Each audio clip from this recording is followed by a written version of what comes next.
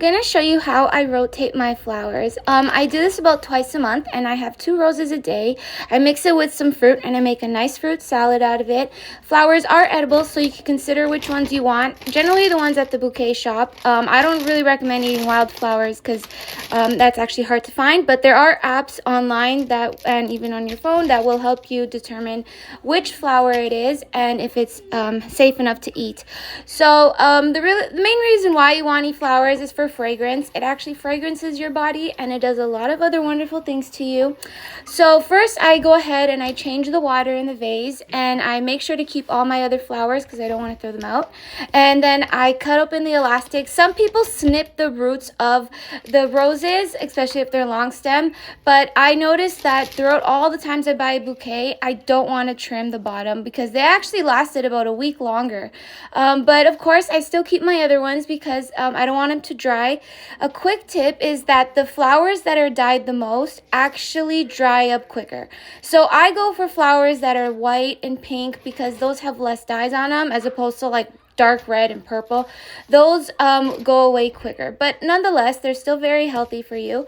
So that's basically how I change my flower vase. And like I said, I take very good care of them. Every now and then I do change the water, but because the pack comes one per flower bouquet, I try my best to just you could even put vinegar, but I noticed the smell isn't so great, so I really just change it with some fresh water and they last.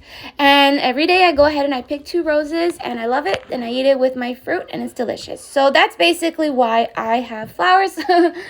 Of course, everyone's appetite is different. You probably won't like it, but I basically eat it for fruit, and it's really good for detoxing and all that sort of stuff. So that's basically why I go out of my way to buy flowers. Not all grocery stores sell them. They do sell other ones like carnations, daisies, mums, all that sort of stuff. Those are fun too. I just prefer the roses because they're actually they come with more flower petals per rose, and it's very efficient when you have so many flowers and you don't want them to dry out too quickly.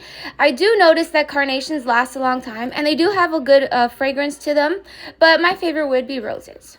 So here's a fun Summerween autumn DIY. I made this Raggedy Ann doll out of an old scarecrow toy, and I made her look like a Raggedy Ann doll because she is a horror doll after all. She was apparently from like the 1920s, and they found her in like somebody's attic, so she's kind of like a scary doll. So I thought I would make one. You could use a bigger scarecrow. I turned mine into a horror scarecrow. They have a few shows of those, like my favorite show, Are You Afraid of the Dark? They have all sorts of fun shows that you could even choose horror characters from those episodes too. But nonetheless, I decided to make a smaller one, and I cut off the hay off the scarecrow only because I didn't want it like to fall out or anything.